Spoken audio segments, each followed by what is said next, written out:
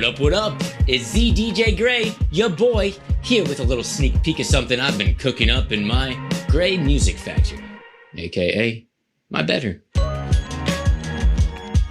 Welcome back to Boys Bible Study. I am your DJ. This is DJ Ash, here with my co-hosts DJ Scott and DJ Julian.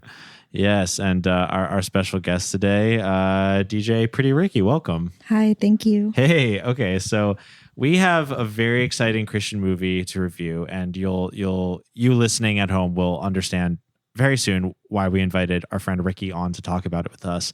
But this is a relatively brand new 2024 Christian film by a director that we've never heard of before as a show. And that person's name, by the way, is Marty Jean-Louis or Jean Lewis. I don't know how he says it. This movie is called Face the Beat, a 2024 film. Is that a term? No. Oh God, no.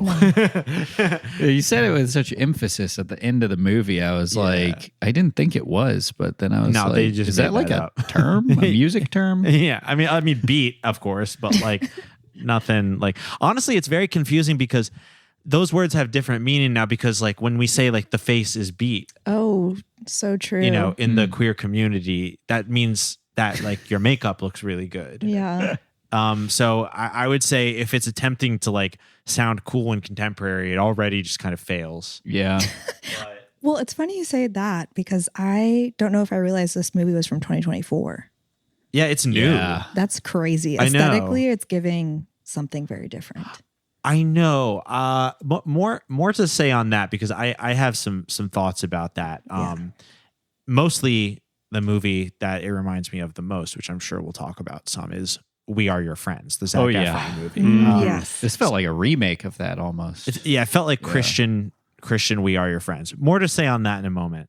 But being that this film is about a Christian DJ trying to make it in the music industry, Yes. really wanted to invite our friend Ricky on for a couple reasons. One being that Ricky and I have recently released a song called DJ. Tell your friend to come through, suck her till she come good. Fuck you, stupid dumb screw, finger in it, thumb poo. She pouncing on it, yeah, yeah. Hands up in the air, yeah. She sucking on my oh. She do it with no hands, yeah. Kissing on my neck, yeah. Hands all on my chest, yeah. Yeah, she want that sex. Put me on the deck. DJ press rewind, we remember all this time, and now it's shooting right. Let's leave the past behind. Yes. So it doesn't get more synergistic than that.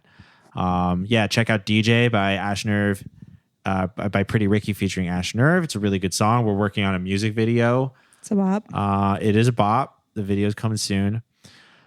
Also, Ricky is a DJ active around Los Angeles, and I have a bunch of questions for you about your opinions of how this movie depicts DJing. On a spiritual level, I don't know how you identify exactly Ricky, but I will say Ricky has one of the most internet famous Christian tattoos. It's true. Really? Yes. I got to show you a picture of this, Julian. I feel like I literally feel like I may have sent it to you guys when, Ricky, remember when you and I first like met for the first time? It was at Schwartz's Yes. old place, and we hit it off like pretty instantly. We were just already yapping, and then like you showed me a pic of your tattoo, and I was like, "This is your tattoo?" Because I had seen it before. Whoa. Around, and it's an insane tattoo. I'm gonna like, What's this And tattoo? I'm gonna get it from Sandy's, but I'm gonna send it to you guys right now. It's so good. The recent updates to the tattoo also sort of relevant to the theme of today. True. But you got your tattoos done by your friend Sandy, aka I Love Life. Yeah, shout out to Sandy. What's up, Sandy? Sandy just seems like a very spiritual artist. A lot of Christian themes in their work. Yes. Wow, this is awesome. So this is a full back piece. This is a full back piece. That's your tattoo? Yeah, that's on my body. That's I have of course wait, seen this send them- before. That's Yes. Really? amazing. Wait, Yes. okay. I'm sure I Need God has posted it. Send them Yes. That send is them awesome. the updated version, because now it says I love music. Music loves me. Holy shit. And I was just excited about your new song because it's a bop. That's incredible. Hell yeah. You have that tattoo? Yeah. The That's best part of amazing. me having that tattoo is that no one knows that it's me. So I get to have sort of an infamy and enjoy it from behind a curtain. Yes. Like, I'm sure you're tagged in the post of it, but still, like, and I mean, a lot of the times when you're out, like if you wear like a top that doesn't have a back on it, people will see it, but it's not like if you're just walking around, Right. people are going to see it. So it's, Has anybody ever thought that you got that you got the tattoo from the picture? No, but I will say the original post did not have me tagged, and most of the comments thought that I was a man. So yeah. The comments are all like, don't make fun of it, guys. Like, what if it was like a drawing of his son? No, don't people just assume that? They're people like, assume his that son my drew it. child, that me, a man, had my young child draw something, and then I got that tattooed, which is not the case. That is crazy. Wow. It's just funny how people like just my God, invent that's even a fiction. That's incredible.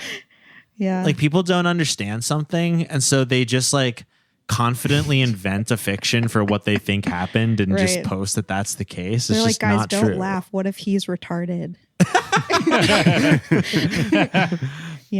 I mean, glad to see there's good Christians out there like to trying to defend you. But no, I mean, this is just like I love this style. I just think it's so sick, and I just think like the how grandiose it is, how big it is, and how like serious of a subject matter it is, and then done in Sandy's trademark like really freeform like sketch Ignorant style. I know, yeah, this like almost folk art style is like, I think it really freaks people out. Like, people don't Yeah. know what to make of it. People hate it. Tattoo people hate it, and Jesus people hate it, which is awesome. That means, listen, I know it's cliche to say what Jesus would have liked or not, but Jesus- that means Jesus Jesus- would have liked Oh, it. 100%. I agree. If it inspires, just like derision from all so-called communities that it's supposed to be a Amen. member of, that means you're doing something right. Amen. Incredible. Imagine seeing Jesus up on the cross in old times and say, "Don't laugh, he might be retarded." Exactly, though. Yeah. So what do you think about DJing in general? Like, I know it's a really vague question, but Yeah. what are your thoughts? Well, I really related to our protagonist in this movie in a lot of ways, because he's sort of, I think we start the movie with him like just starting DJing, Yeah. and he sort of has this grand like vision for his career coming from it or something, and ultimately sees it as like an extension of himself and like him as an artist, and it's like an artistic pursuit, Right. and like at the same time it's wrapped up in like influencer culture and just isn't that serious and is about partying, and I Right. don't know, there's like a lot to unpack there. I know. Me as a DJ, I sort of started doing it as an experiment, and it became a very serious pursuit in my life. Yeah. And You started kind of recently. yeah, it's been like a little less than a year. Yeah. Yeah, but I mean, you gig quite regularly. You play some pretty well attended parties. I personally just think you're really good at it. Like, I love hearing you play. But actually, DJing and podcasting to me are so similar in so many ways, because one, people take them extremely seriously when they don't have to be that serious. Right. Two, it's so easy for it to be like completely self-indulgent and hated by everyone who experiences it, unless you actually do it with a care toward your audience. Totally. I mean, ultimately, DJing is something that a lot of people feel very opinionated about and Yes. have a sense of superiority in, and have a lot of opinions about what the right way to do it is and what the right kind of music to play is, or like you should be making all of your music if you're DJing. But ultimately, it's like a vibes-based Yes. job. And it's about swag. And it's about just like having fun and knowing people and reading the room. Yes. And it's like, that's what makes it cool, because it's just like, do you have the vibe or do you not have the vibe? I know. And it's so interesting because obviously everyone on some level understands that. But then like DJ Twitter, like I hate seeing posts from DJs so bad. They have people who've accumulated like 1,000 to 20,000 followers DJing, have so many ideas Yes. about these like micro like almost etiquette things with regards to DJing. Yeah. And it's just like, then I see people being influencers, not because of their DJing, but because of their opinions about DJing. Totally. They become like DJ opinion influencers. And like, that is the type of person that I cannot abide. 100% I do agree. not like that at all. Yes, I agree. Totally. It's like people in the DJ community specifically, and maybe music generally, just like want to feel better than other people. Yeah. And I think that the good DJs are the ones that just have good taste, period. Exactly. Exactly. And that is first and foremost. And I mean, this is kind of obvious, but like how much, you know, let's just say technical skill you want to put into it. I mean, that can be entirely up to you and the type of music you want to play and how you want to perform. Yes. But I mean, you really can just like go up there and press the play button a couple times and like kill it. Well, or, you know, being a DJ in LA also is specifically wrapped up in influencer culture in a specific way. And I think there's a culture here of like having influencers and models be hired to DJ, quote unquote. And Right. they're mainly hired to just show up and like bring a crowd and look hot. And Right. the music is completely secondary. I remember when I first moved to LA, I said to myself, I just want to be one of the names listed as host on a flyer for no reason other than to like show up and bring my friends. I was like, that It's was a one of status my symbol. that was one of my like micro dreams when I moved here. I was like, I gotta be listed on a JPEG flyer as a host. And sure enough, it took me like 3 years. Yep. But that happened for the first time, and I was like, well, there you go. I made it. Amen. And being a podcaster is kind of like that too. You know, you just kind of got to show up. Yeah. And it's not really about whether your show is like EQ'd right or if you are even that good of a comedian. It's not really being a comedian. It's a different kind of art form, you know? But also people have a ton of opinions about it, and people... It's about an X factor and like Yeah. about charisma ultimately. It is. And there's just like so many ways that you can do the form. There's podcasts that are just like basically informational, like people reading Wikipedia articles at you. There's podcasts that are just personality driven with no structure. You know, I think at Boys Bible Study, we try to do like a combo of the two, but it's very interesting to think about. And it's something that like when you and I get together, Ricky, we like, I like talking about it with you because I feel like we have very similar opinions Yes. on it. It's just not that serious. Are you having fun or not? Yes, Yeah. I do agree with that. Sometimes your dad is a very successful podcaster and your parents get divorced because of it. Right. Your mom doesn't want you to do it. Exactly. Right. In LA, probably. Yeah. It could happen. Yeah, second generation. Yeah. Wait like 5 years. Second There's generation Nepo babies of podcast. podcasting. Yeah. Well, yeah, there will be more to discuss on this topic, but like this kind of brings us to Face the Beat, which is a movie with a Christian message, but it's kind of light on it. And I would say ultimately is a fictional story about the rise of a young DJ who, as you said, Ricky, like sees DJing as his practice and wants to be successful in it, as many young people do with their art forms. Mm-hmm. Let's start talking about the plot of this movie, and I'm sure some more like discussion stuff will come up. But how does this movie open? Well, ironically, I'm pretty sure the opening scene is him on a call with Cooper, is it? Mhm. Who's like the sort of representative of like the bad side of the lifestyle or of being a creative maybe. And he's getting a back tattoo, ironically. Right. I believe. Yes, he is. He's like missing a side tooth, he's like a philandering character. He's also like the brown guy in the movie, which I think is interesting. Right. He's rich. He's rich. Yeah. Right. His family's like mega rich to the point where he can seemingly live without care for money. And he's an ally to Zack, the main character, who's our like Christian DJ that we're following. But their friendship will be put at odds as the movie goes on to give us a lesson about being materialistic. Mm-hmm.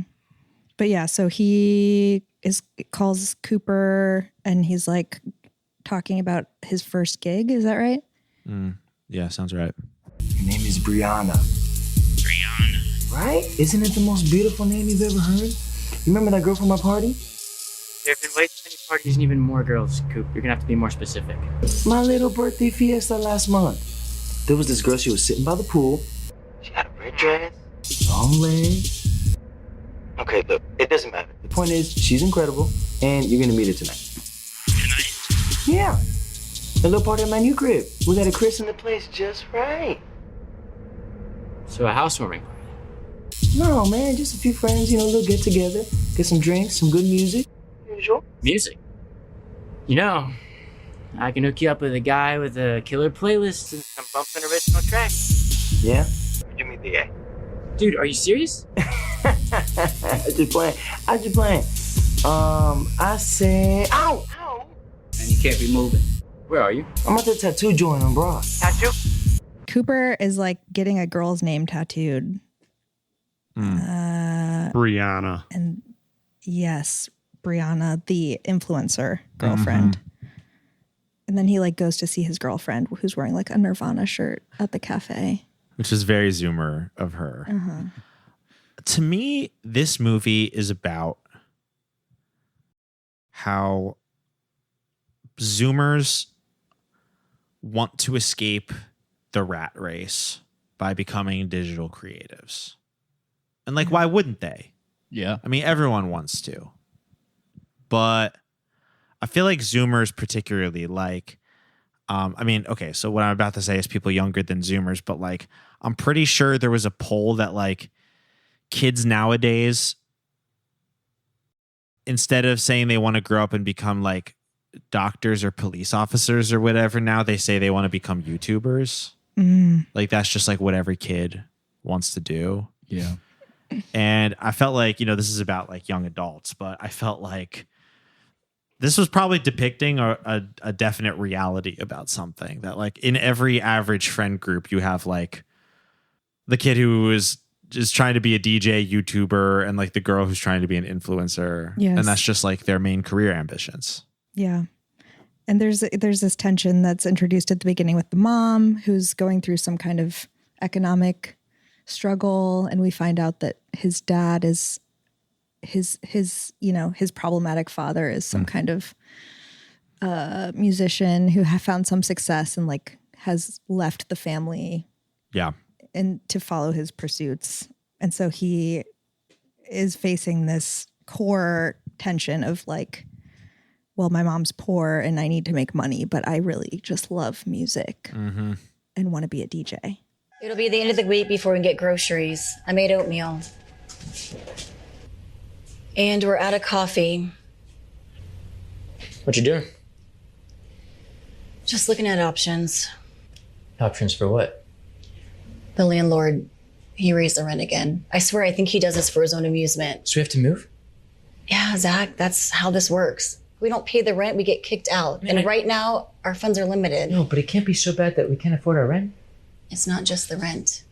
It's insurance, groceries, it's all going up. And my pay is not enough. Mom, I really am looking for a steady gig. I'm trying to get my YouTube channel up and running. Mom, there just aren't a lot of options right now. Well, right now I can barely afford to pay my own bills, let alone yours. And hobbies, they don't pay the bills. DJing is not a hobby. It's my dream. Most 23-year-olds are well on their way to a prosperous career by now. I do think that the parents are supposed to be like millennials or maybe millennial Gen X cusps. I say that because there's a line later in the movie where the mom says like, oh, I can't sing. I'm not like Britney or Christina. And the kids are like, Mom, like what decade is this? Right. They're like, you know, making fun of her for being old because she grew up in the 2000s. Yeah. So I think that the parents are supposed to be millennials and, you know, maybe they had a kid kind of young and it's like now the kid's in his late teens and, you know, mixing he tracks. makes like, yes, he's mixing tracks. Well, mostly I mix tracks. I'm working on creating a new sound. A new sound? I don't know what that means. He makes like EDM house. Kind of, but the music is confusing. Yes. Really bad. It's a lot of I mean, times it's all bad. Really bad. it sounded like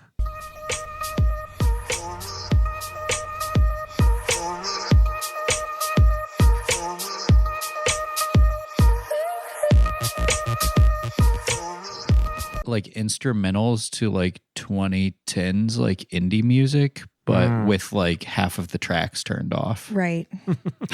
And then there was that one scene where he's sort of DJing in his room and it's like actually lo-fi hip hop from YouTube. Yeah. Yeah. Very strange. Yo, this sounds pretty good. You like it? Yeah, I don't think I know this one. Hold up. Oh, yo, this beat is sick, dude. Hold on.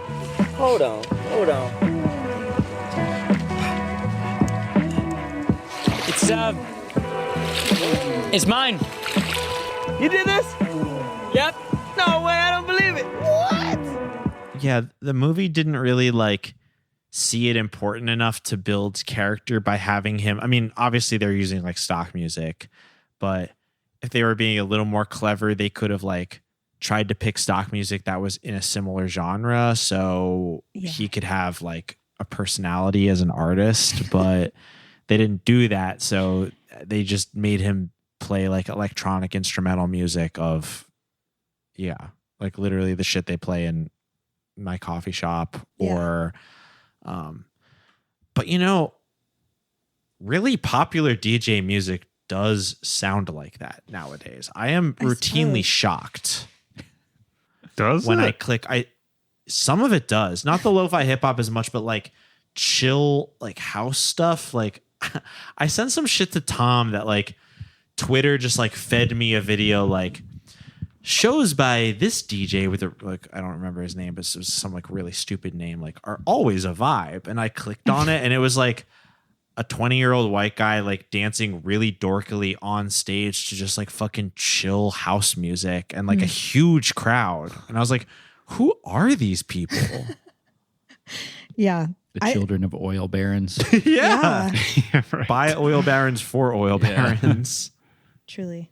Like EDM is a huge industry and like, you know, EDM is a blanket genre that could encompass like it sort of has its own genre sounds, but it could also encompass a lot of different electronic genres. And I'm just routinely surprised by how much very popular music sounds like stock music. Yeah, there's a lot of bad music out there. Yeah, that's really popular and making a lot of money. It's like whoever made this movie really didn't do any homework on like what kind of music. Like there was no consistency or like point of view musically. No. But maybe that's part of the point. I was also wondering about how much homework they did on what it entails to be a DJ, just like from a what you play musically, because there seemed to be an insistence from the main character that he only DJs his own music that he's made. Right. Yeah. Which I sort of touched on this point earlier, which is like, is he a producer? It seems like that's sort of his goal, but he keeps talking about wanting to be a DJ. You can be a DJ and completely play music that's not your own. Absolutely. I think that, so you could definitely compare this movie to We Are Your Friends, which is a 2010s film that's like a period piece of the 2010s. And it's about like Zac Efron. It's a mainstream Hollywood movie about Zac Efron trying to make it as an EDM DJ. It's an amazing movie. Woodrow and I actually interviewed the director of it for our podcast project that we haven't released yet. I hope we get to release that one day. But the point being, so that movie does a plot setup where, okay, so even though this is kind of not realistic, they still need to do something writing wise in the movie to convey a theme. Okay. So the way they do it in We Are Your Friends is that Zac Efron's music only takes off when he starts incorporating field recordings of his like personal life and real instruments into the music. And that's kind of, if you're just thinking, I literally hate dance music like that, but I get what they're trying to do. It's for the sake of the plot. What they're trying to say is like, you need to put your heart into something for it to be powerful. So like the field recordings he uses is like a metaphor for that. It's not necessarily like realistic as to what you need to do as a DJ, but I think that's sort of what they're trying to do in this movie, but it's very confusing. It's like with the girlfriend. Right. And it's like he plays his own tracks, like he has his own spirit, and that's like what sets him apart from all the other DJs out there. Even though that's like, who cares? Yeah. Your music sucks. Don't play it. Play other people's music. Yeah, I thought that the girlfriend arc was really interesting because she was sort of like the missing link that allowed him to be projected into this career or future as a DJ. The love of a woman. The love of a woman. And like her whole thing was sort of a hidden, like they had a birthday party, right, at one point for him. And during this birthday party, she is like outed as a talented singer. Yeah. Right. She sings a V Nasty song. And by the way, why did they make her sound like SZA? I have no idea. I know. It was crazy. No, SZA, yes. SZA. She's definitely sounded like SZA. Horrible lip sync in her performance. For somebody, she is like a quote unquote famous Christian singer. Is she? Yeah, she is the person whose song she was covering. So she was actually singing that? Yeah, that was her. She wasn't actually singing it in the scene. Sure. But yeah, that is her music in real IRL. Wow. Yeah. I okay. didn't know that. That's so funny. Because yeah, she gets up at the birthday party and she's like, "Oh, I don't want to sing." And they're like, "Nah, sing." And she gets up and she's like, "Take a trust fall into space." Yeah, that's the lines I wrote down.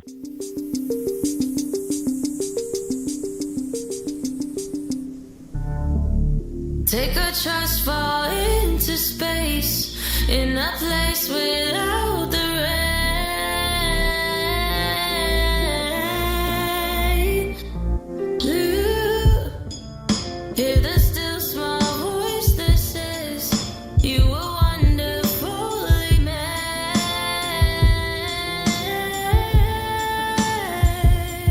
I said it kind of reminds. She kind of was giving like Chainsmokers featuring Daya, "Don't Let Me Down." Even though a key difference is that Chainsmokers song is really good, and the song in this movie sucked dick. But she kind of walked up and she was like, "Don't let me down." in the stylings of SZA somehow. Yes, it definitely sounded like SZA. It was like imitating the way that SZA writes melodies that kind of like swoop around everywhere. It was definitely like doing an imitation of SZA. I think her name is V Rose. V Rose. Yeah, because she was like, that was a song by V Nasty Rose.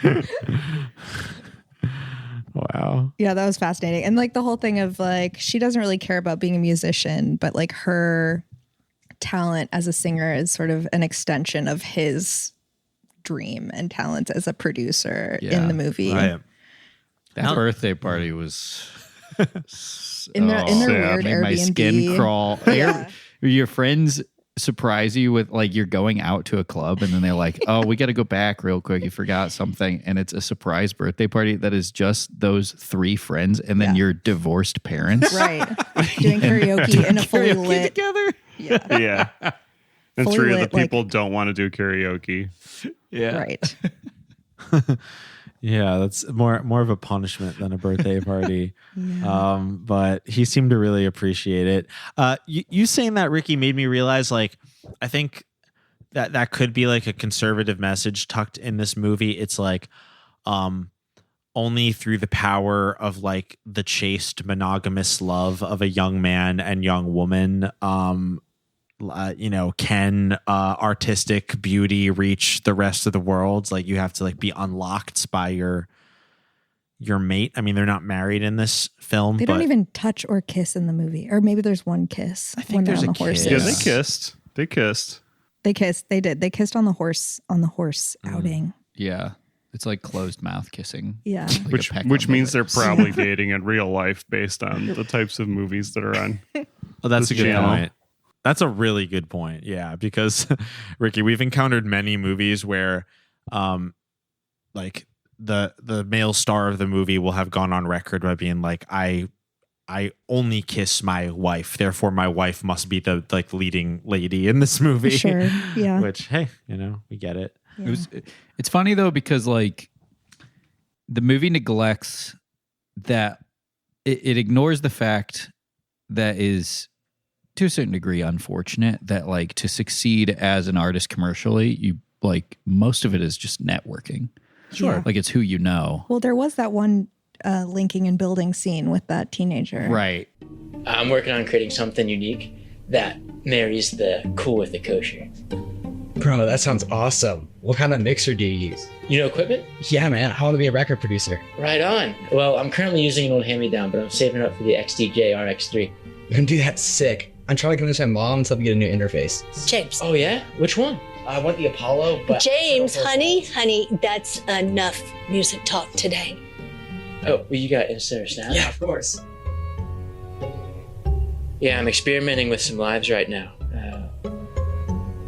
That's me. Dude, that's cool. I just clicked follow. Sweet. Well, now I can stay connected. Bounce some ideas off. That'd be awesome. Thanks, man. Yeah. But it's like in this guy's life, there's like 5 people. Yeah. Mm-hmm. And he has no interest in expanding that anywhere, which is why the birthday party was so sad to me. Yeah. Right. Was like, he's like, oh, I could go out to a club and meet people, but I would rather just hang out with like 5 people. 2 of them are my parents. That's a really good point. Yeah, you He can't. needs to face the beat. He needs to For face real. Yeah, it. his ass needs to face the beat. Yeah, you're right. You can't be a famous DJ if your audience is literally 5 people. Yeah. Right. It's just physically impossible. Unless one of them is also a very successful DJ. Well, that's a possibility. Yeah, the way they approach like community as a creative is really interesting. Now that you say that, it's like his in is this sort of vaguely shady friend with the missing side tooth with money who like throws parties, and he's sort of relying on this guy to give him the in. Yeah. Who also destroys all of his equipment. And says that he hates his music. Yeah. Hey, man. Hey, what's this? Boo, this music sucks. Hey, I want to dance. Cooper, what are you doing? Hey, man, it's supposed to be a party, not a funeral. Cooper, it's a part of the playlist. Well, do something because I want to dance. Hey, Coop, let's let Zac do his job. This is a Cooper worship party, and the playlist has to be epic. Fire! Stop! Epic! Oh my God. Are you okay? You just broke my deck. How am I supposed to play music? Fix the music! Ah! Oh, because his dad yelled at him. Right. Didn't even really yell at him. He was just like, stop spending my money. Yeah. I just received an invoice for nearly $10,000 for food and drink for tonight. Please don't tell me you're having another party. My mistake, Dad. I was supposed to come to you. How much of the family money are we going to waste? It's not like we can't afford it, Dad. We invest money, Cooper. We don't waste it. I am investing in my social life. This is unacceptable. I can't approve it. That friend is interesting. We said his name earlier, but that character's name is Cooper. Coop. And yeah, he throws these again. He throws like private parties. Like, I get that it's for the sake of them filming this extremely low budget movie, but that's another thing is like, even if your rich friend puts you on to play his private parties, again, you're not going to be a successful DJ if your audience is like 100 people Right. at a private party. It's like good to get a gig, but it's not going to match with Zach's like stated goal of becoming like a famous DJ. So, I mean, you can DJ literally just as like a gig job. Like you can have a gig at a bar that I mean, I know when I used to DJ more, I knew a guy who he DJ'd a Friday night at a bar, and he like basically made his month's rent. Yeah. Just on that one gig. Yeah. Yeah, sure. So like you can make good money, like just gig to gig money doing it. And you don't have to be famous to do that. You can still be a working class DJ. But that's not quite what Zac wants. And yeah, he only has one friend who books him. And there's Cooper. the girlfriend who's the influencer, and there's sort of that side plot happening at the same time where he's in his room sort of making YouTube videos with some awareness that he like has to be a persona to be a good DJ. Yes. But like doesn't know how to interface with that part of the job. Very much so. It's very funny, the influencer Brianna, because like at one point, I think it's Zac's girlfriend says to him like, maybe you could just like ask Brianna for tips on, how to get yourself out there. It's like, what does this bitch know? What? Yeah. What the fuck does she know? What does an influencer mean in the context of this movie? She also doesn't really have a single line in the movie. No. Yeah, we never know what she is. But except for until the end, she also gets outed as there's like a mic drop moment where she's like, well, I'm a music influencer. Ah, yeah. Funny how that didn't come up before. Yeah. Yeah, it seems like a pretty important piece of information. Right. What does it mean to honestly, be a music? That's Sorry, just a sign of like what a bad job Zac is doing. Zac, aka ZDJ Grey. Right. Like ZDJ Grey. He needs all four of the people in his life to be doing whatever they can think of to make it work out for him. And $10,000 from his dad. Let's not forget. Yes. Randomly. And especially including $10,000 from his dad. What does a music influencer mean? Like Anthony Fantano. It'd be crazy if they didn't reveal who the guy was dating until the end, and then it was Anthony Fantano. Literally Anthony Fantano. He's in a gay relationship with Anthony Fantano, the internet's busiest music nerd. Yeah. They do all look pretty gay. Yes. That's a note that I wrote down. I wrote why that they look so gay. Facts. I wrote that Ava and Zac look like the couple you see in those like homemade porno videos. Like just so busted. Yeah. Like amateur porn actor. Yeah. I thought Zac was hot, but that's well, me. Case in point. Yeah. Yeah. I wonder, Ricky, I literally think you are a music influencer because your brand is literally I Heart Music. That is like what most of your posts are about. Yeah, that's true. I would say that's like a music influencer in the most traditional sense of the term, but I just imagine Brianna making posts like, has anyone heard of #music? And like a picture of herself. Yeah. I mean, I do think that to be a DJ specifically, being an internet personality is a part of the job. I agree. And it is one that I have a bit of resentment towards, but I think that my response to that has been to sort of make a caricature out of it. Definitely. You know, I love music. Yeah. I think that's what you have to do. I think any of us do to protect ourselves online. Like you kind of have to like make your persona into a character. I used to love doing that. I have like no stomach for it anymore. Like my posts have become like very vague and just like listening to this today. Yeah. Yep. Like that's like all I really care to share about. Cause it's like, I don't like, I used to like spill on there, you know? And that's what people like. People, yeah. I mean, whether you like it or not, if people don't like the vibe that you're giving, they're not going to care about the music that you make. So it's like you kind of have to play the game to have people start to even give you a chance or like listen to the mix or whatever it is. Yeah. Yeah, I feel like there's musicians or artists that I don't even like enjoy their creative output. I just like their personality. exactly. Or I'm like, oh, it seems like we would get along. Yep. Mm-hmm. Therefore, I will consume their output. Yeah. Totally. He's the guy I'd have a beer with. Yeah. Exactly. Yeah. That's how I vote too. Yeah. Now that's a white rapper I'd have a beer with. That's how most of my taste in music goes.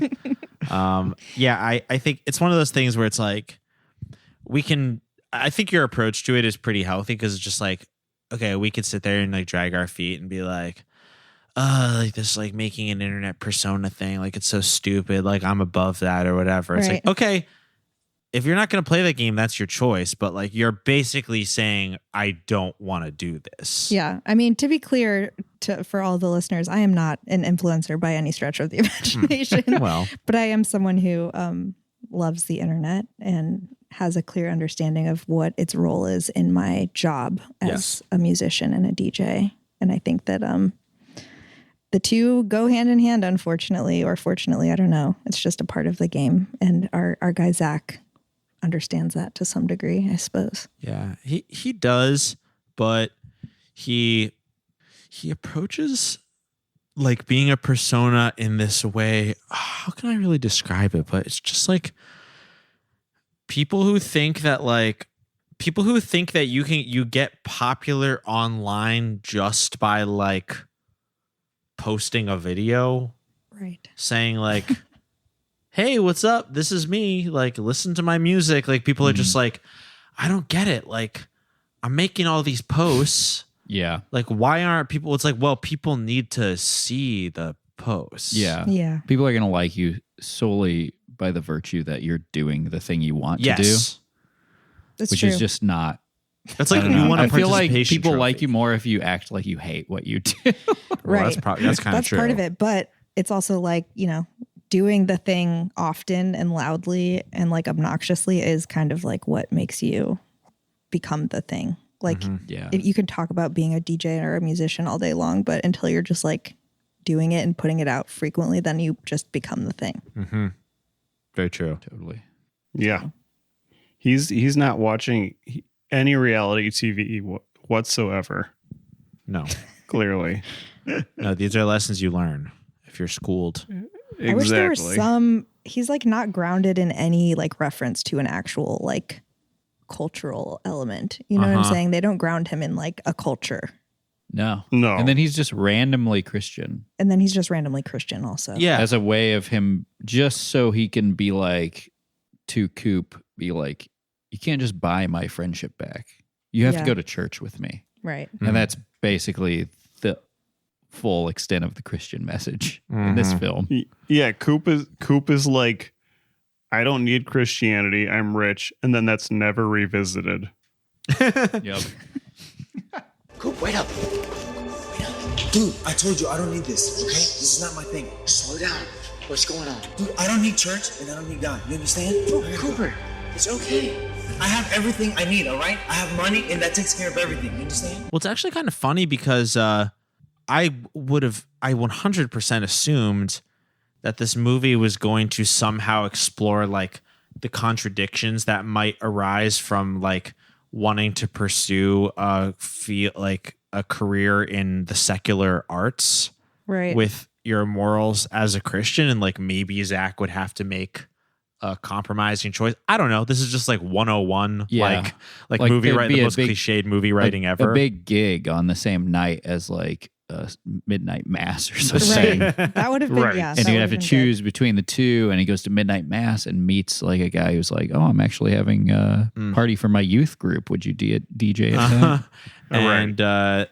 And that man who's at midnight mass, Kanye West. Yep. Exactly. And he becomes, Zac becomes the biggest artist of all time. Yep. Some shit like that. DJ Swastika. He becomes, but he meets a benevolent Christian man who decides to give him a shot. Only one condition. Zac has to change his name to DJ Hitler. Yep. But hey, he can be Christian. Yeah. So it just goes to show DJ you. Christian Hitler. Damn. That's just one possibility if I was writing Face the Beat. But the movie doesn't do that at all. Like, I mean, it does very vaguely. It does. In what way? Actually, Sam, I might have totally missed it. I mean, to me, they hint towards this tension between. Okay, thinking about when they go to church, like the preacher is going off about like. He says even good things like going to the gym or going shopping can be a distraction from like your healing or finding your peace, right? Yes. I mean, there's this tension between like living in a godly way, living good, and then like living indulgently, I think, or living in more of like a romanticized way. Right. And being an artist or following a creative pursuit is seen as sort of like satanic in the sense that it's like indulgent and not practical or something. Yeah, I mean, that's kind of true. You know, if you think of it like that. And like that actually is a very interesting theme for the film. I mean, I wish they did a better job of exploring it, but like the fact is like he's the whole movie is him trying to make it as like some kind of influencer type figure and trying to like portray himself, like commodify himself for like the internet to be consumed by a mass amount of people. And then here we have like this pastor talking about like, you know, living life with intention and how with the wrong intention, like even a harmless thing could be your downfall. Those are at odds in an interesting way, but I think the movie failed to like actually make that connection. Totally. Which is like one of its biggest weaknesses. But I will say structurally, the fact that the movie basically ended with Zach's first gig, like big gig, that's very similar to We Are Your Friends because can you believe that I've never seen that movie? Oh, I'd love to watch it with you. You got to see it. I know. It's really good. I know honestly, I'm gonna love it. It's really good. Honestly, like it's not like a perfect movie, but like it really does exactly what it's supposed to do, and like it really captures the times. And yeah, Woodrow and I actually interviewed Max Joseph, the director of it, and like one thing that he said that was obvious from the film, but I just hadn't really thought about is like We Are Your Friends. It ends with Zac Efron's like basically his first big gig.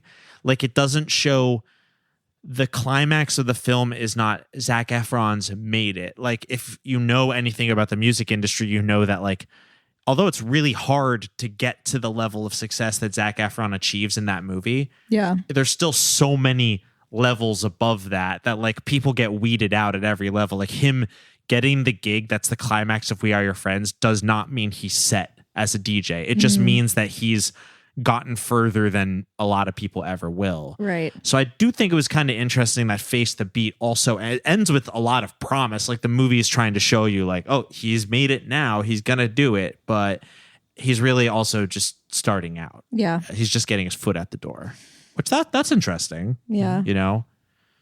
I mean, only like 4 DJs probably like make enough money to be really successful. And they're like Tiesto and Paris Hilton. I think that's probably true. You know? I mean, it's like that way all over. I mean, with all types of music. I mean, there's just like I'm even as someone who has been pursuing an artistic career my adult life, and you know, obviously, like I have a full-time, you know, day job. It's in the arts, which is a blessing, but still, like I have to do that to support my music career.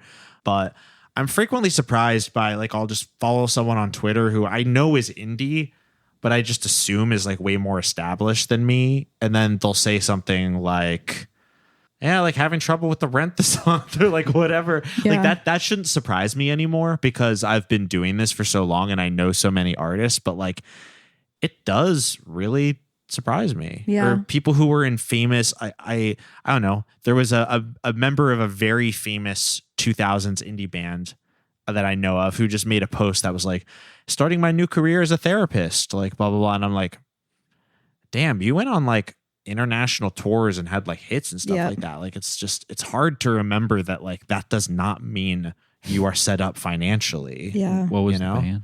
It was one of the guys from Grizzly Bear. Oh, wow. Whoa. Yeah. I mean, maybe I'm sure that they, but it's just, I bet they did better than so many bands. They were a huge band in their scene, but that doesn't mean, and they were probably making like a good salary from it, but that doesn't mean that what they were making was like money that meant they could retire or coast off their music, you know? But their music was in commercials and TV shows and like whatever, you know?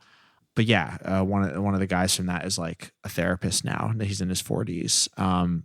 Well, I think something specific to music and DJing is that wherever you are success-wise, you think that you're a failure.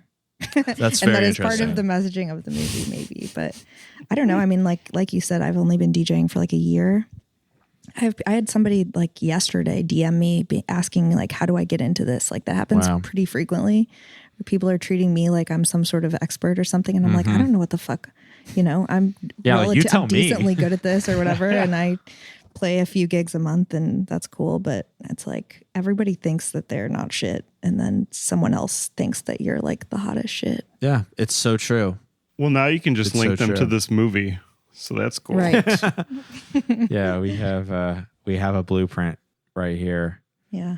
No, I mean, listen, just because around the time we met was around the time we were starting, like just observing your career in action. Like, I would say you're doing a great job, and you definitely have, you've achieved a lot in a short amount of time. But yeah, as you said, that doesn't mean that you can speak with authority.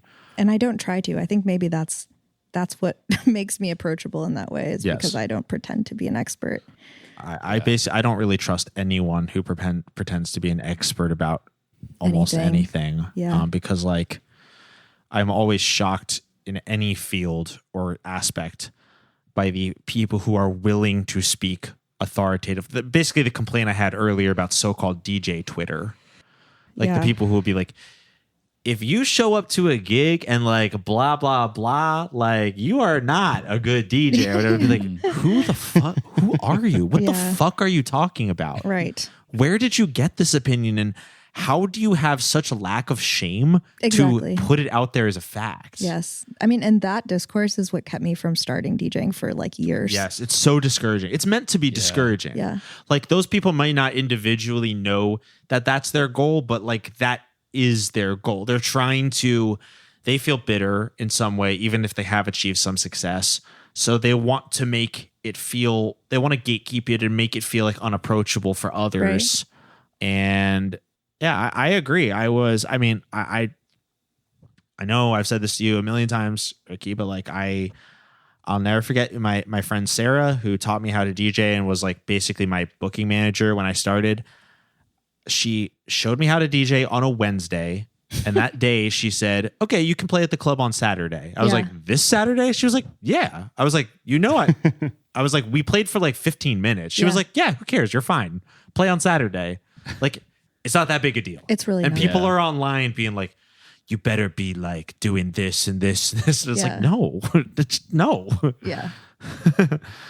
It's so much cope for exactly. like why you're not successful right off the bat, or like people wanting immediate success, when I feel like most art you just have to learn by like actually doing it. And that's part of it. Being willing to fail and just like learning as you go instead of just like, and it's like fucking, it's a fucking $1 million industry selling people on shit that you're just like, oh, you can't be a writer unless you have the best pencils. Yeah, or right. You have, like, I know people who are like, oh, I have to have a specific like moleskin or something to like write down all my ideas or whatever. And like, I'm not saying that just because I'm looking at your notebook, but like people who think they need that, and then like I've had a little bit of success in like pursuing writing stuff. I'd say you and have, it's like, I feel like a big thing for me was just in my life being like, I can just write shit on my notes app. Yes. And I don't need to be carrying around like a bunch of shit to be like, or like if I have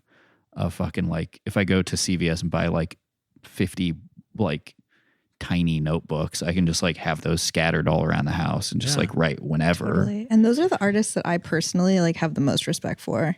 Like our friend Schwartz, who's also my cousin.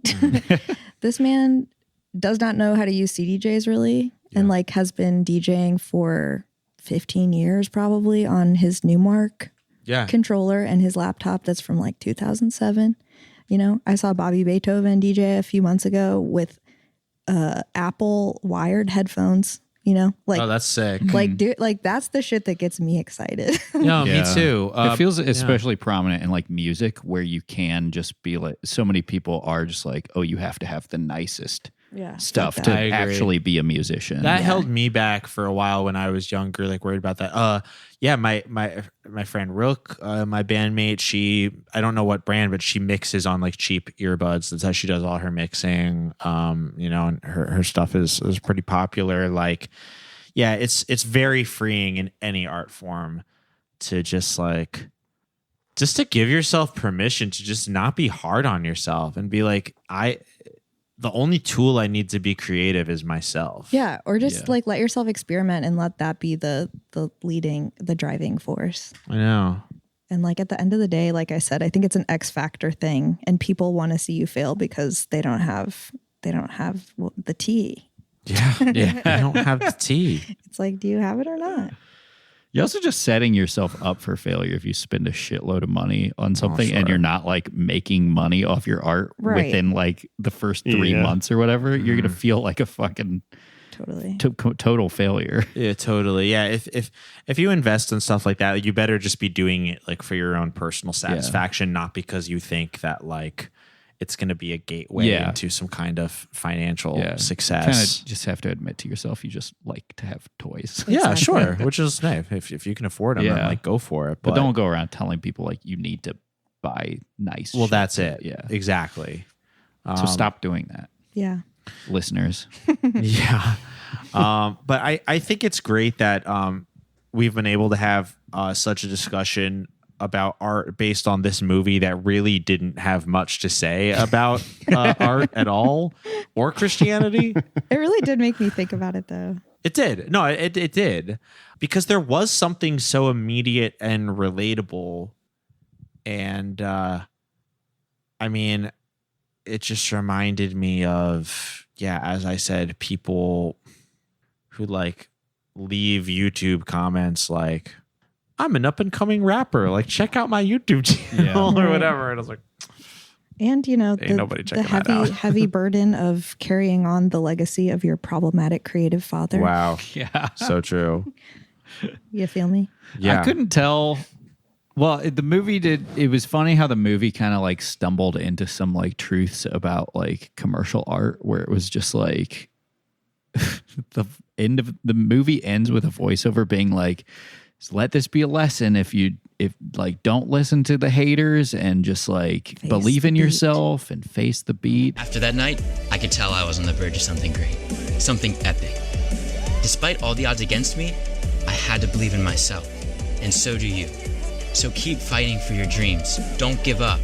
Push past the obstacles standing in your way until eventually you drown out all the noise of your doubts and you learn to stop and face the beat.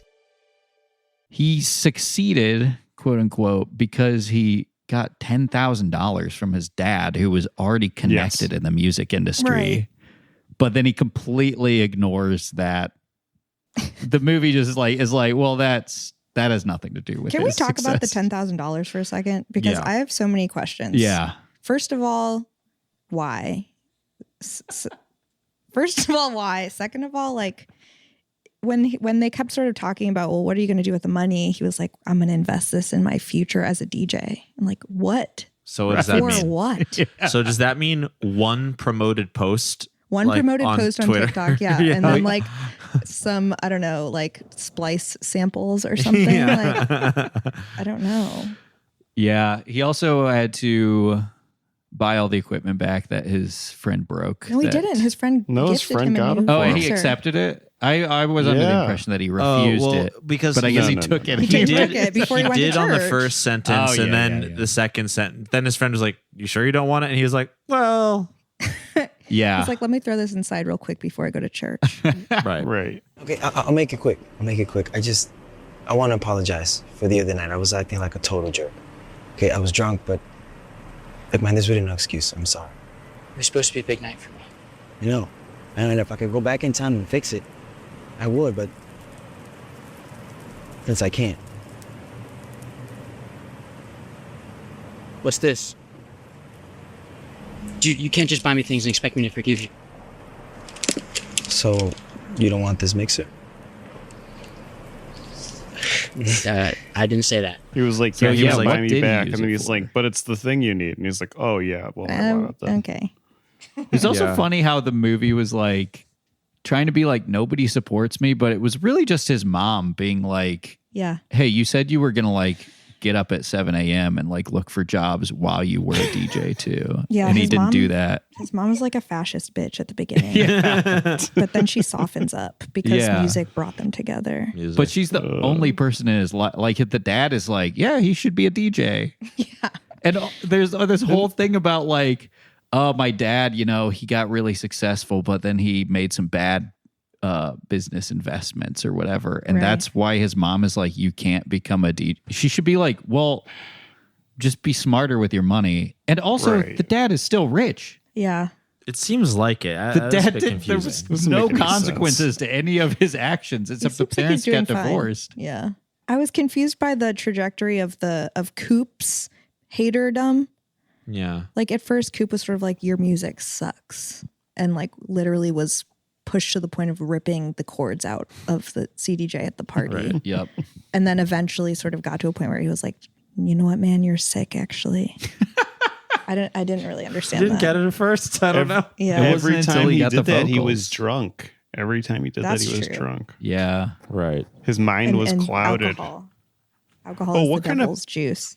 Exactly. What kind of pills do we think he was mixing with too? Because they like That's a very looked at good the question. bottle sternly, but they didn't show anything. I was thinking about that. An antibiotic. It's PrEP. Yeah, she was concerned because she just found out her boyfriend has HIV positive. has a PrEP. Damn. This type of character building, the thing that we just brushed up with the father, where it's like hard to understand. Wait, is he rich or poor? Is he successful or not? With Coop, it's like, is he on pills? Like, does that matter? Why was he moved to such a freak out at church also? Yeah, he crashed out a couple times in the movie. He crashed out at the party and he crashed out at church, Which isn't really resolved. No. Yeah, he like wouldn't explain it, and they never returned to it. Well, it looked like he was sort of having like a come to Jesus moment in church for a minute, and then The he pastor like was getting to freaked him. out. He was getting to him, and then he crashed out. Yeah. And had to leave because, like, to me, Coop is representative of like the romantic lifestyle of like, I live to have fun and enjoy everything. Mm-hmm. Yeah. So Zach should have been like sampling the sermon or something. damn. That would have been like Anything. a very, we are your friends. Yeah, anything. Yeah. Come on, make something, dude. Do something creative. I think too, it was interesting. Like he has a big part of the movie at the beginning is that his mom gives him a month to try the DJing thing because they're literally going to get evicted if they can't make rent one more time. Right. And he's like, no, just let me follow my dream. It's not a hobby. It's a dream.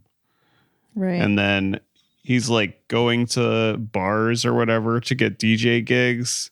And then literally the guy will give him a gig, but he's like, no, you have to play only my music. Here's my flash drive. I've been playing around with some new sounds. I'm sure it's great, but we're just looking for someone to push a few buttons here and there on a Thursday.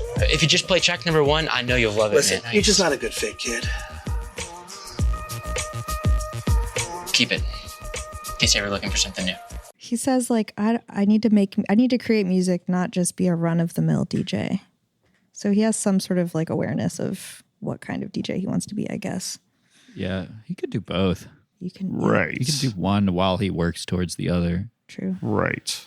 Yeah, like you're saying, Ash, it's like you were saying earlier, Ash, it's like they're going to be evicted in a month and he's still like, I don't care. I need to pursue my dream of being a DJ. He's like 20 years old.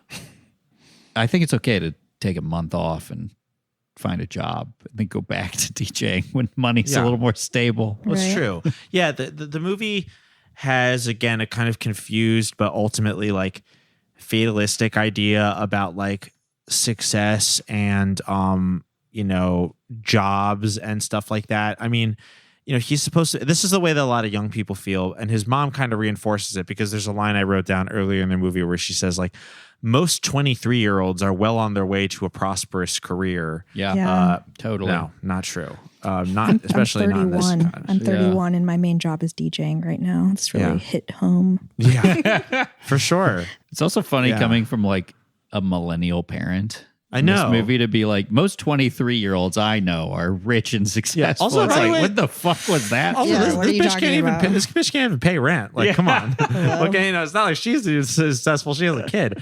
I mean, it's hard all over, but it's just like she's obviously it's unfair what she's putting on her son. But also, I mean, you literally can have a job and then, put work and make extra money doing something else. Like that's like what everybody does. I mean, again, he's young and maybe thinks of things very black and white, but it's like, it's really not that big a deal to get a part-time job like that. You work in the afternoons and then have DJ gigs at night and like you can still sleep in. Like he should just do it. It's not that big a deal. It doesn't seem like he's DJing every night anyway. So it would just be like extra money and fun for him, I think some of the part of the messaging of the movie was like having faith is about accepting risk. And like in the context of this movie, that means accepting not having money. Yeah. Yeah. I mean, that's a nice message in theory, but like, I don't know. Actually, like, I mean, now that we're talking about ultimately, I am someone who like has taken risks like that in my life, and mostly I've been okay. Like I've had some safety nets and like blah blah blah. But what about people whose creative output really sucks? Yeah, right. There's a lot of them. That's true.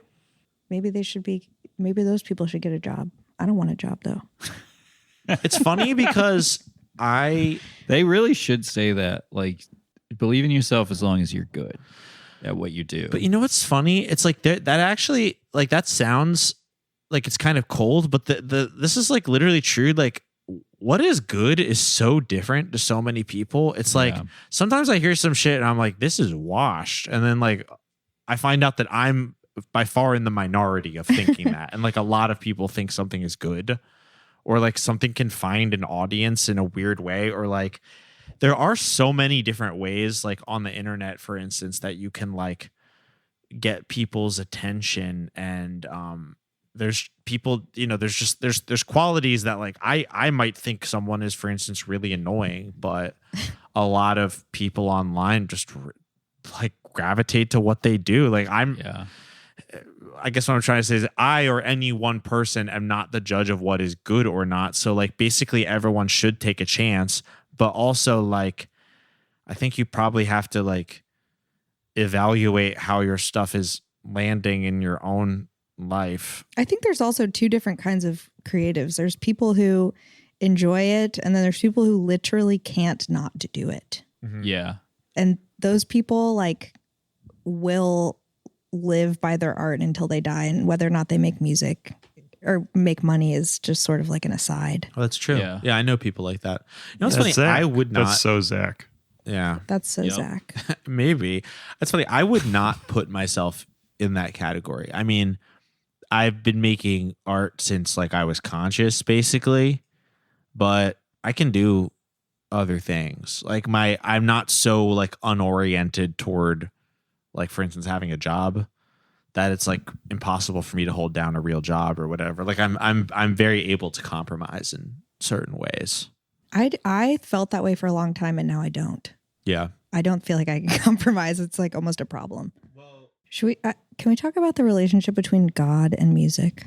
I'd love to. Sure. Please. Mm-hmm. Yeah. Any thoughts to start us off? I don't know. I mean, I think that, I guess in the context of the movie is sort of like they find unity and purpose through music. Yes. Which is godly. Yes. Which is also sort of like in contrast to the messaging that is traditionally given about like creative outlets. Like, I don't know, the grandma says enough talking about music, like this is the devil or the whatever. devil music, right. I told you. You'll have nothing to do with that devil music, James. It's not devil music, Grandma. It's just music. I don't want to hear any more about it. But it's my dream. Don't you care about my dreams? But maybe the movie is saying like music is God. Yeah, even like shitty commercial lo-fi hip hop like is God. There's in God some in way. that, yeah. Perhaps that's true. I mean, I guess I will say, to respond to that thought, I think that music really emanates from people almost naturally, and it does feel to me kind of like an innate sense. Some are more tapped into it than others, but I think that if you're aware of it, then it just becomes pretty clear that, music isn't just like organization. Like, it's also really just seems to be like a force that comes through. And I do think it is from God. Music is innate to the worship of God. Going to church was probably where I first learned about music or my talent for music. Were you in Same the with choir? Zach's girlfriend. Yep. Right? It's true. Yeah. I wasn't, I did like youth stuff in Sunday school. I was probably in like a children's choir or something, but I played my instrument at church for like Christmas services and stuff. And most importantly would be just like when we'd pick up the hymnal to sing hymns, you don't have to follow the notes. If you were riffing. I was, well, from a young age, I started to notice that without instruction that I would hear people sing and I would see the notes written on the page. And I started to realize that the notes represented what we were singing and that the distances between written notes were predictable and that you could follow like the arc of them and like judge. And then I started to, even before I had musical education, I realized that I could learn the harmony parts by like seeing the notes written there, and I could sing the harmony parts. You were the Beyonce of the... I was sort of the Beyonce. South Whitehall, Allentown, Pennsylvania.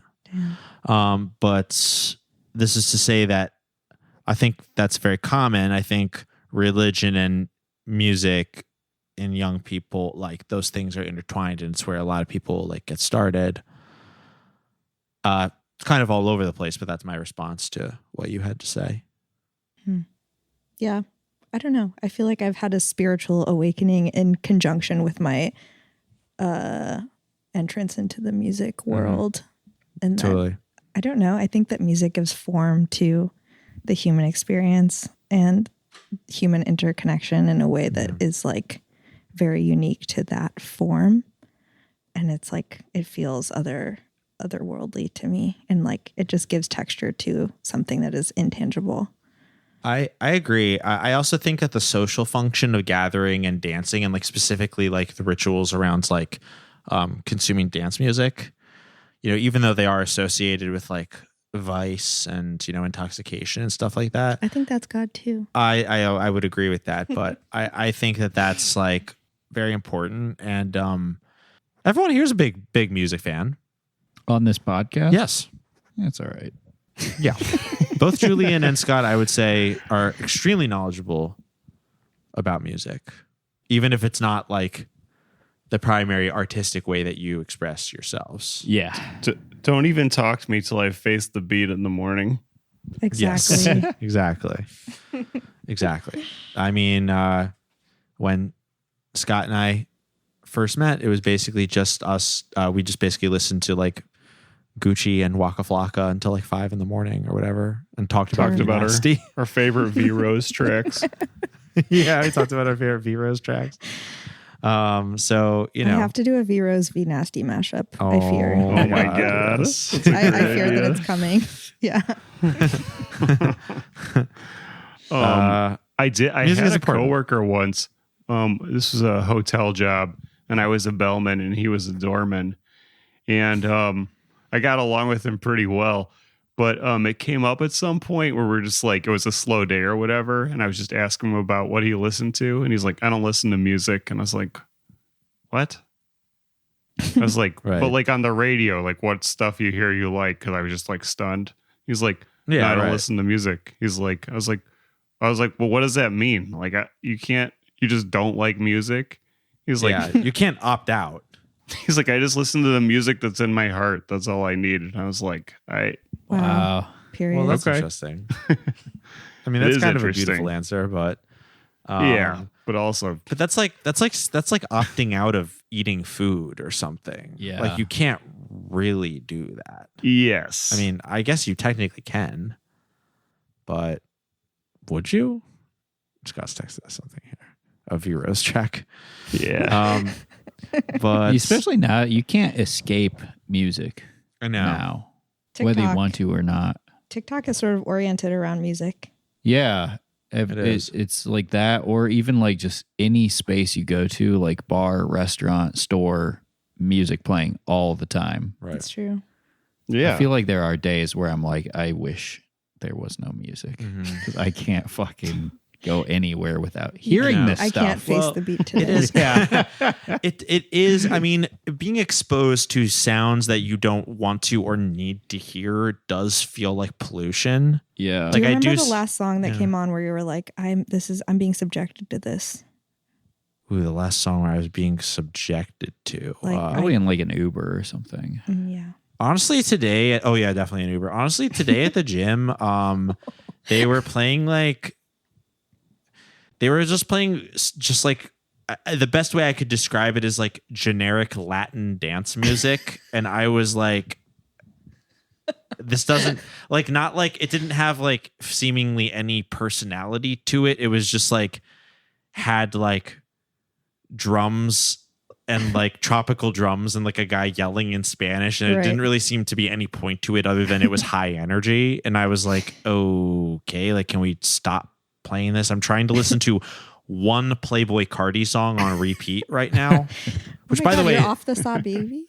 I'm still going back to Saw Baby. I'm really in a Cardi phase right now.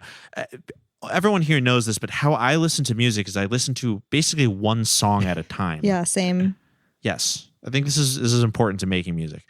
I am currently listening to the Playboy Cardi song called "I See You, Baby Boy" from the new album Music. Is that the one where he says he kills baby boys or something? No, that's on the song K-pop. He goes like, "I kill boys." Fire. This is very fire. I kill boys. "I See You, Baby Boy" is like, it just has a beautiful like hyperpop type of beat, and he's just going like, "See ya." See ya. Yeah, I love Cardi's approach because he's like genius, really not saying anything, but the vibe is there, which proves my point, my earlier point. I've been aware of his music, of course, for a while because he's been quite famous for a while now. I finally get it. I think he is a genius. That absolute his verse genius on the Camila Cabello song, where he again saying nothing, is the best part of the song. 100%. Literally, there's a line where he goes, "Roboto, roboto, roboto, yeah, roboto." It's the best part of the song. I've listened. I say that with authority. I've listened to that song hundreds of times. Yeah, I think it was both of our number one. It was played definitely song of the year. It was at least my number one album of the year. I think it was probably my number one song of the year. Absolutely, yeah. No, you and I definitely occupy a similar space. It's awesome. But yeah, the Playboy Cardi album, Music, another music influencer, Playboy Cardi, is like completely genius. Like the way he creates a vibe out of nothing, doing a lot of like freestyle, very weird, discordant. I mean, the fact that actually, wait, I want to read former guest of the show Michael Blandik's tweet about the album Music, because he just like, I Am Music is the name of the album. Yeah, which I think is going to be my Halloween costume this year. Not to spoil the album. Just I Am Music as a concept. Oh, just music. Wow.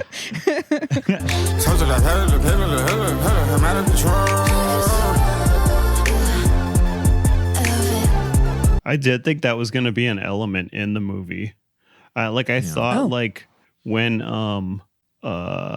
Coop pulled the plug, that he was just going to like figure it out anyway. He was just going to like plug in his phone or something and then I don't know. Keep the party going.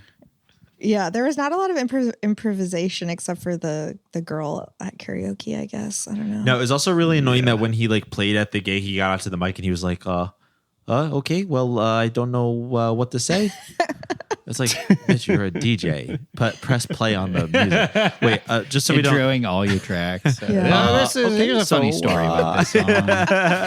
I mean, that's like what bands are. Yeah. Aren't True. bands such a curse on our existence? I saw a band recently and the show was really good, but this motherfucker would not stop. up between songs, and he thought he was so funny, and it was just like, it wasn't like he was unfunny, but it was just like at a certain point, I was like, shut the fuck up. You're not play this. You're not a podcaster, baby. You're not a podcaster, honey. You're very nasty. That's how it was when I saw Dolly Parton live, but she actually is such a good storyteller that I forgot I was there for music. Ostensibly. She's just like so good, so engaging as a storyteller. Yeah. Wait, just so I don't lose this train of thought, the Michael Blandick tweet related to the Playboy Cardi album Music. This is the definitive take on the subject, I would say. This album, everyone stayed up for. He's referencing the fact that like his fans were staying up till like 3 a.m. to wait for the drop. Like hundreds of thousands of people were doing this. This album, everyone stayed up for, sounds like an 80s Ninja Turtle on Fent mumbling random Pornhub user comments while trying to play Castlevania on a broken NES via fully blown out thrift store television while someone keeps raising and lowering the volume. Exactly. Perplexingly outre. Yes. Which I just think is so true. And it's just like, that is literally just that on its face is why Cardi is such a remarkable figure, because he has generated so much excitement over some of the most avant-garde, barely musical sounding music. Yeah, I do think that he bridges the gap between like the freaks like us who love music that sounds like it's coming out of like a Nissan Altima, like, and people who are a part of the mainstream. I know. And that's cool. It is. Like he's made like fashion avant-garde music and like found a genuinely mainstream niche. I mean the album was a huge debut. It got so many streams and sales. I really think that's remarkable. I think even if I wasn't a fan of the music, I would appreciate how just fucking weird it was for how popular. But I happen to love the music. I think it's genius. Yeah, it's really good. Well, we've had quite a lot to say about music, DJing, and careers in general, not related to this movie, because frankly, we're doing a lot of work giving it substance that it did not have. Is there anything else that's important to say about this movie? I think it's interesting that you say that, Ash, because I feel like that's what all the people around ZDJ Grey, aka Zack, had to do for him. Because he was like, I like mixing tracks. Maybe he did suck. Yeah. Yeah. Like and everybody around the him movie, he actually did suck. Yeah. I mean, he's hot though. He's not. Very few people who say he's good. Yeah. And it's mostly just his parents. And even just his dad, even. You only liked him because he had eyeliner on in that one scene. And like straightened his hair. I liked him because he had nice armpits. Armpits? Yeah. Okay. Disgusting. That's very mainstream nowadays. His dad also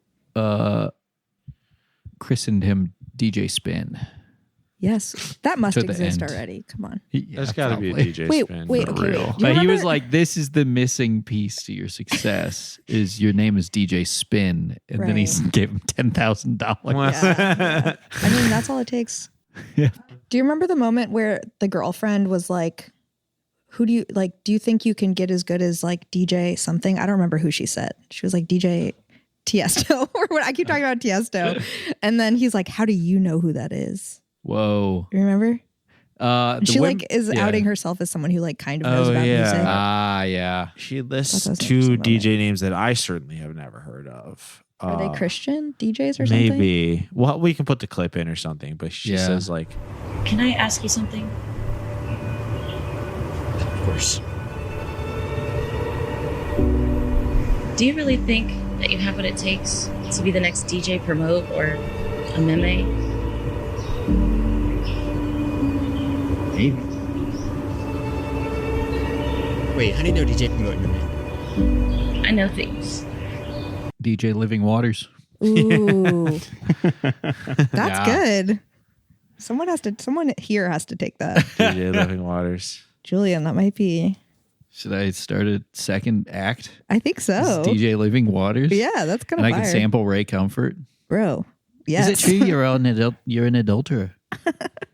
Actually, wasn't that in line at the 100 Gex show when somebody, a rep from Living God. Waters, was handing out the $1 million bills? Yeah, Living Oh my Waters. When we saw 100 Gex and there was some Living Waters people walking around at the shrine, which was cool. Yeah, at the Shrine Auditorium.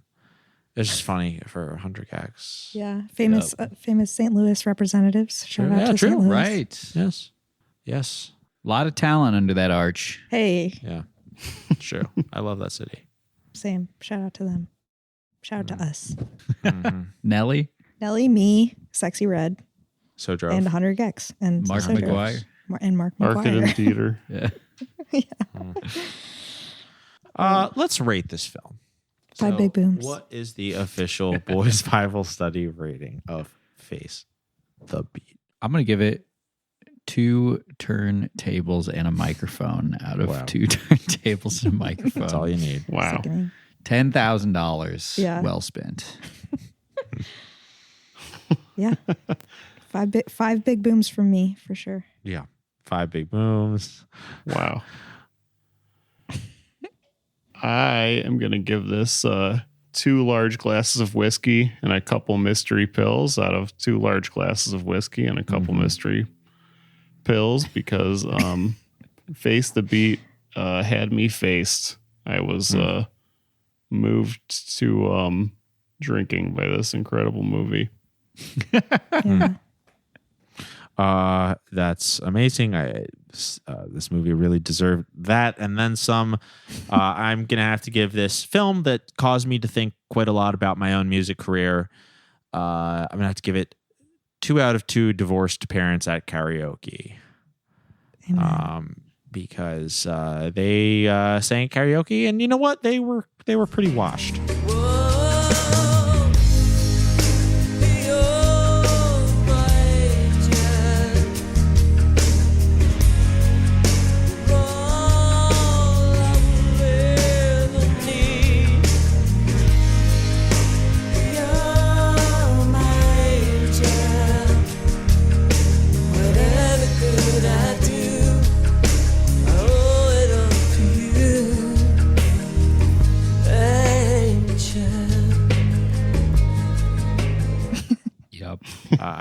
I did not really enjoy their performance. You could really tell they were divorced. They sang like a divorced couple and not in a cool Fleetwood Mac way. The dad seemed kind of thirsty still for the mom. Well, she was hot. She was hot. Yeah. She was hot in the way a severe nurse is. Right. Yeah. Well, yeah. Face the Beat. Ricky, thank you so much for joining us. Thank you, guys. On today's Boys Bible Study. It was wonderful to have you. So nice to be here. I love music. We love music, and we were very glad that you were here to as a music influencer to represent it. How can people? Well, of course, we'll tag you and things of this nature. Sure. But to say it out loud, how can people find your work? Well, I perform under Pretty R1cky with a 1 and as the I. You can find me on Instagram at So Based So Pretty, and I think that's me on most platforms. SoundCloud, Spotify, whatever, X, Red Note. Yes. Xiaohong Shu. I'm very active on there. Yes. Yeah, and I already said this, but I would definitely check out me and Ricky's collab song. It's so good. It's really good. It's called DJ. It's all about DJ. Thank you. Yeah, and that was produced by our friend Ricky's cousin So Drove, and we have some more on the way. Ricky and I. It's a fruitful collaboration. We're definitely going to make some more stuff. 100%. So we'll keep posting it because I'm gonna keep making music. I can't help it. So yeah, thank you so much, Ricky, for joining us. Thank you to everyone listening. boysbiblestudy.com is where you can get all our free episodes. patreon.com/boysbiblestudy. You can get double the episodes if you would generously subscribe to us. And thank you if you do. Especially thank you to our patron saints at the $20 tier. Nicole, Marissa, Jeff, Rhett, and Mark. We appreciate you. Our outro song is Oh My God by Mary.